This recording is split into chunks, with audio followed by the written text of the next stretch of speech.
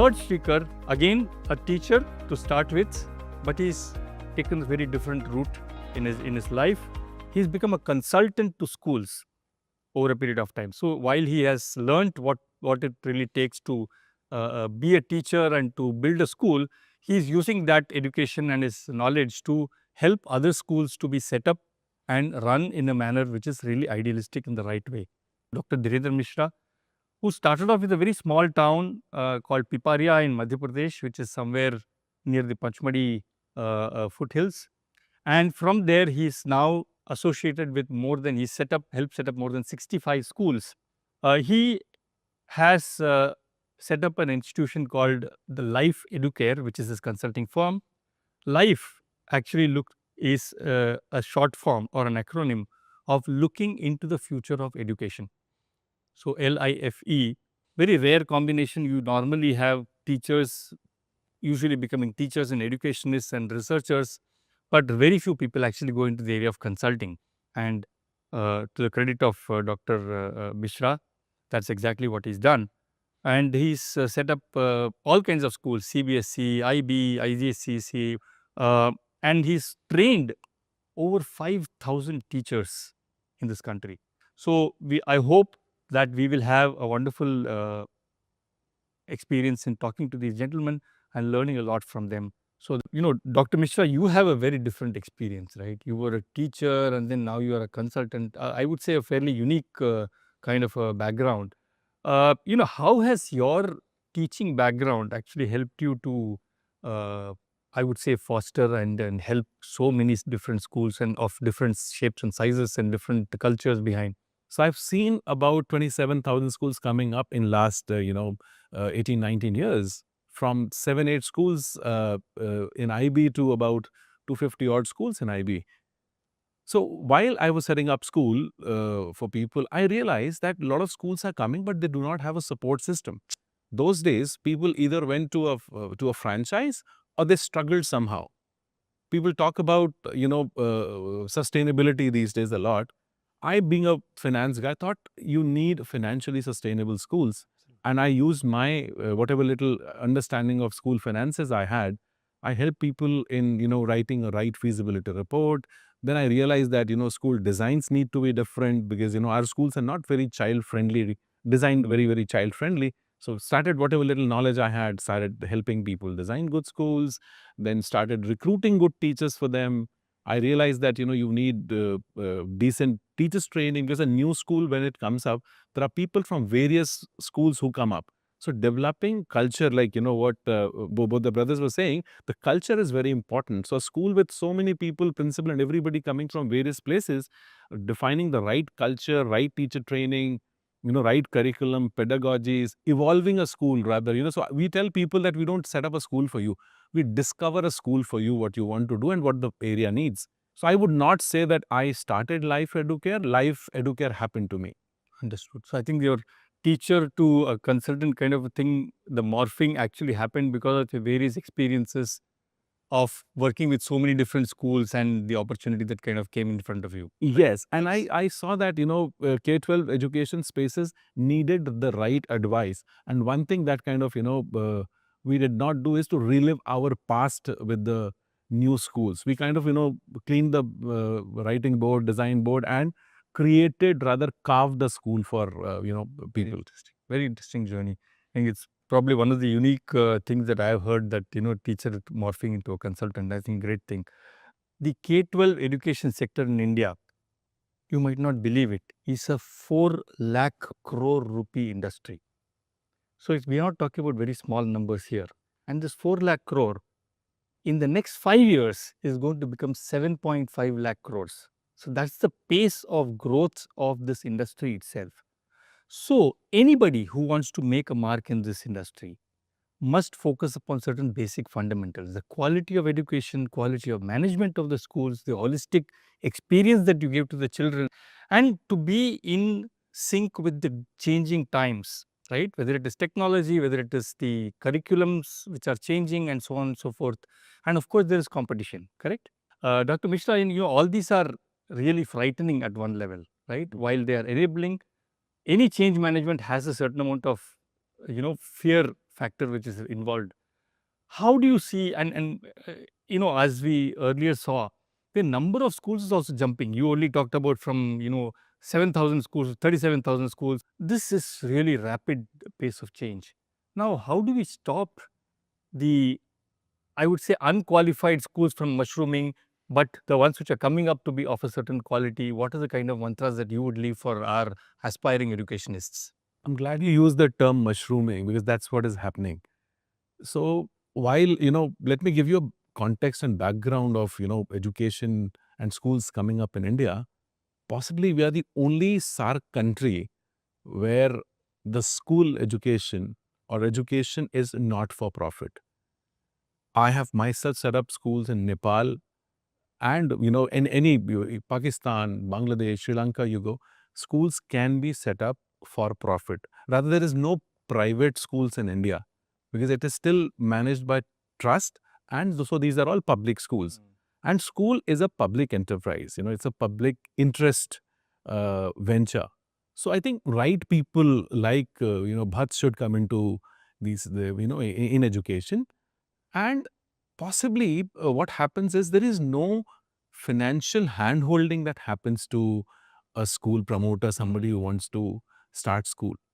Do we know, uh, under full capacity, what percent of the revenue has to go into salaries?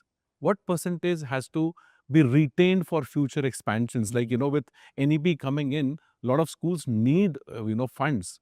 But do they have provided for in last 10 years in terms of retained earnings? So my advice to school promoters would be to have financial prudence and draw a right, whether it is for profit or not. These days everybody talks about sustainability. I talk about financial sustainability of a school. So you need to have the right business plan with decent apportionment of expenses everywhere, where, if you are not paying a certain percentage of the revenue as your salary, you are under delivering. So I would say, just to understand the right business model, and also people after the NEP, I'm sure a lot of schools are going to remodel themselves, both financially as well as academically. So what we need to understand is, do you have the right values? Do you have the right pedagogies? Do you, and for schools that want to transform into an NEP enabled, NEP ready schools, the transition is going to be really important, both financially as well as academically. So my advice would be to kind of go back and draw a decent business plan, and also factor each and every cost that is needed, as rightly mentioned by them, the right cost apportionment, with a focus to upgrade the infrastructure as well as something called teachers training.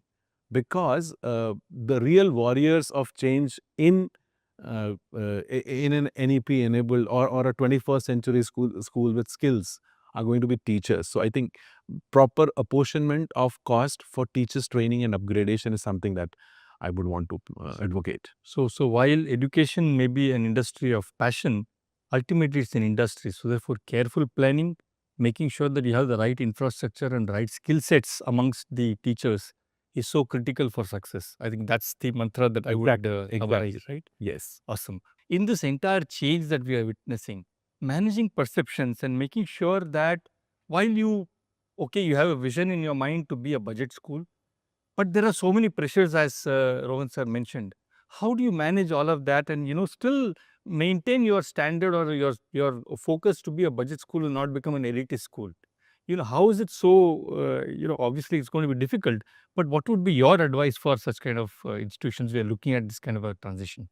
I think one thing that I would say is, growth doesn't happen to you. Growth first happens in your mind. Growth is a mindset.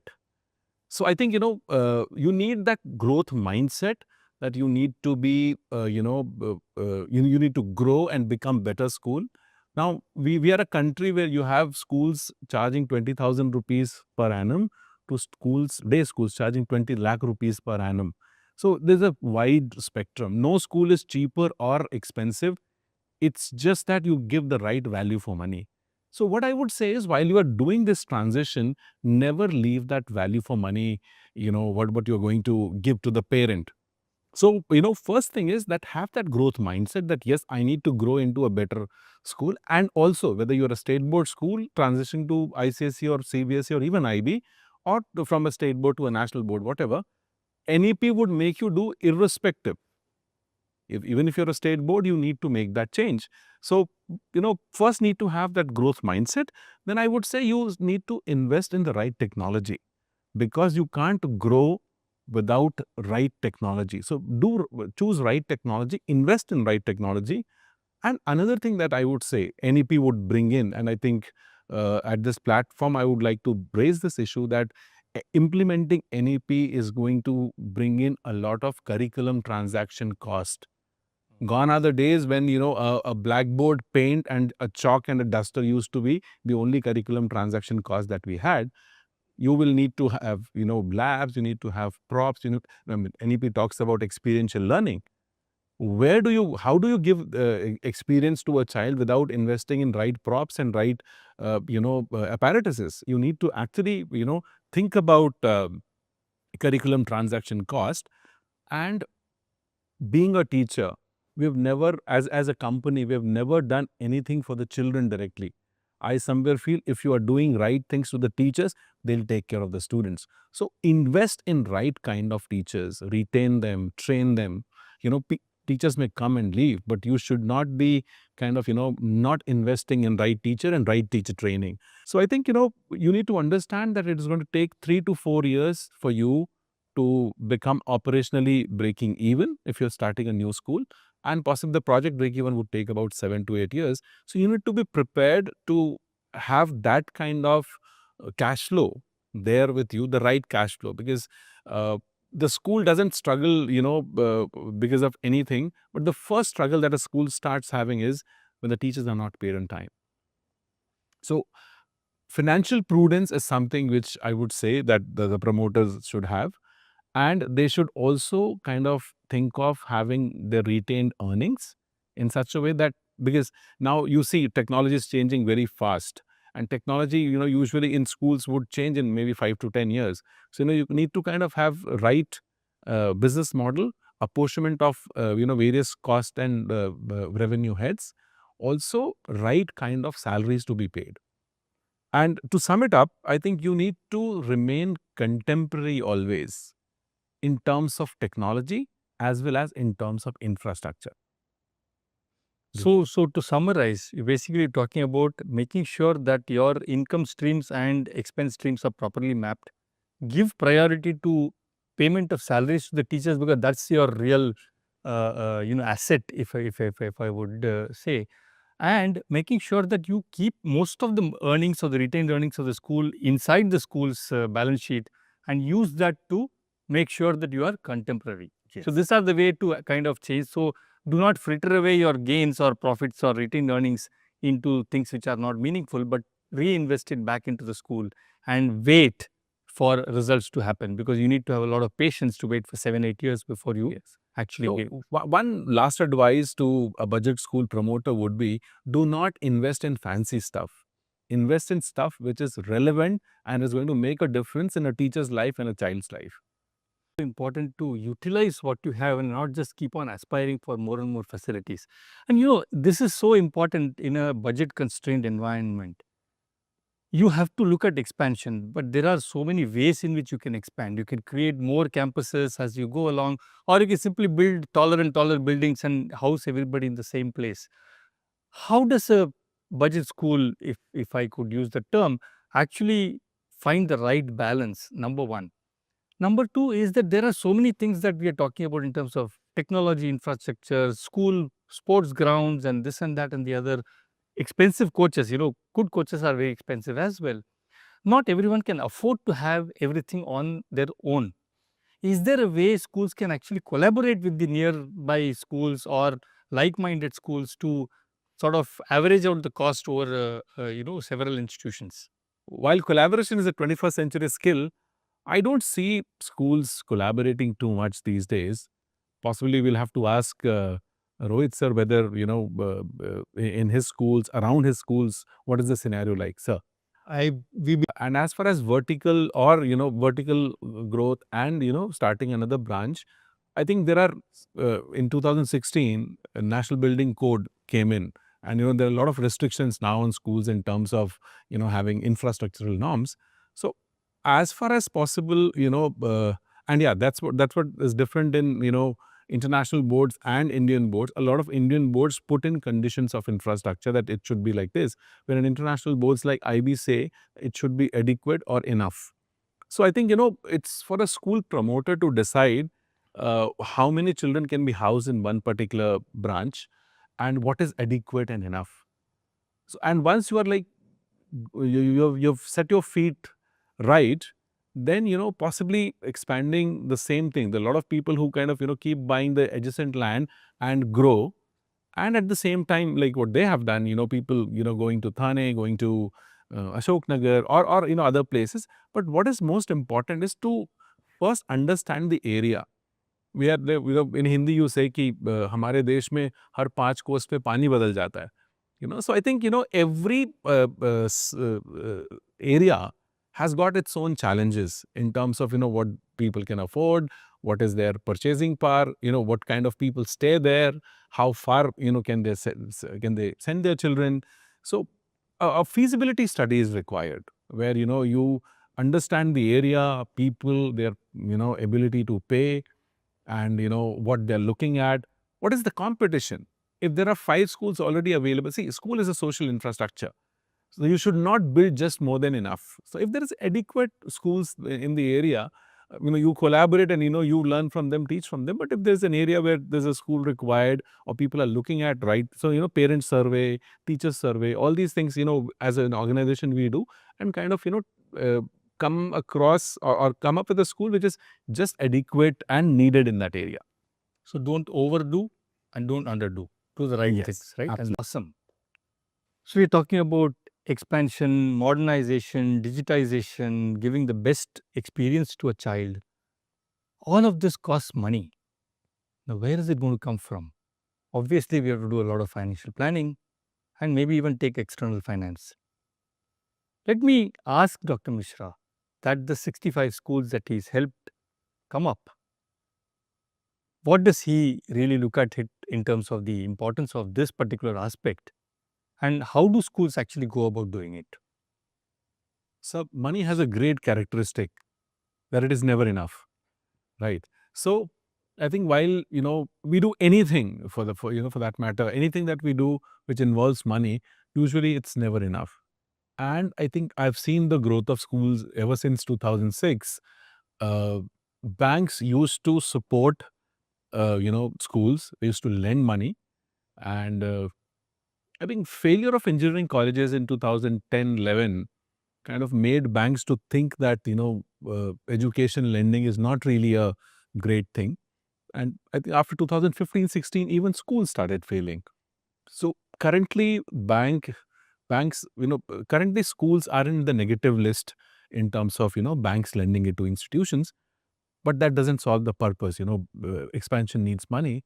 So people go to unorganized, money lending, which is not really the greatest thing to do, because the kind of, so my experience is, a new school, 5 years IRR is never going to be more than 5-6%.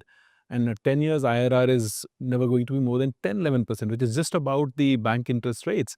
That's why we say that education is not a bankable project. So I think, in my understanding, school owners should have at least 50-60% of the capital investment out of their own retained earnings or through their own sources, on which they shouldn't be calculating the interest.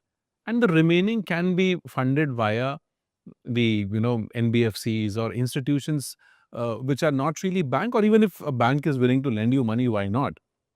But I think having bank as a partner is, or any NBFC as a partner, is a boon to, an institution, which is credible, has a proven track record, and needs capital not to, establish, but to grow.